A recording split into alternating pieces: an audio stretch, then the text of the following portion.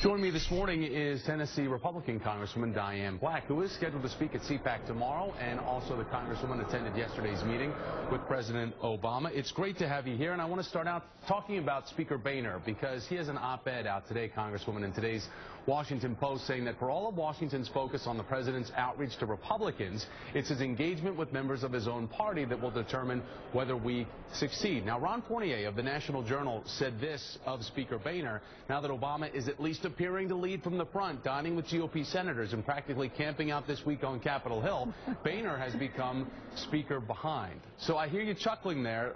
Is John Boehner leading from behind now? What are the hard choices that he is willing to make that you've heard?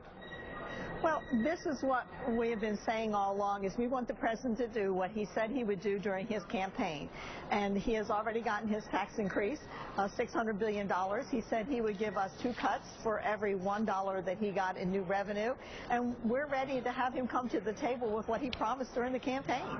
Congressman, though, when we look at the dueling budget plans, and we have them out now, the Democratic plan evenly balanced between revenues and those spending cuts that you talk about. The Republican plan is all spending cuts. There is no revenue in there. When we couple that with the new Washington Post ABC News polls saying that it's everyone's approval ratings are down, but Republicans in Congress have a whopping 72% disapproval. Doesn't the president have more political capital when it comes to fighting for what he wants to do, and the fact that he ran on revenues back in November? Well, I haven't seen the poll, but let me tell you what I do know about polls. I know that the American people want us to live within our means. We have a debt crisis, and we can't not get away from that. $16 trillion in debt, more deficit spending. The Democrats' program, their budget, says that we're going to have $1 trillion more of taxes. I don't think the American people want more taxes, but more than that, they want us to balance our budget, and their budget never, ever balances. Our budget balances in 10 years. And we do know that the American public expects us to live within our means. And if you do the polling on who do they think is more likely to do that, you will find that poll says that Republicans are more trusted in that area. So if that were the case, wouldn't Mitt Romney be our president? Well, you know, this was a very, very close election, and we know that there were a lot of other things besides just the spending issue that was an issue in this election.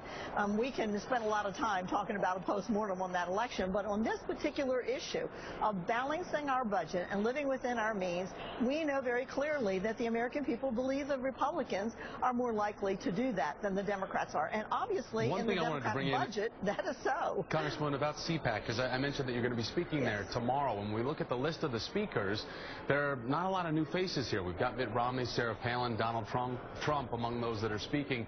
Does this give more clout to those that would say that conservatives didn't learn lessons from November and basically trotting out old Achilles' heels to be the public face of the Republican Party? Well, I think you do see some new faces. You see Tim Scott, you see Marco Rubio. These are new young faces on the scene of the conservative march, and so I think you do see some new faces.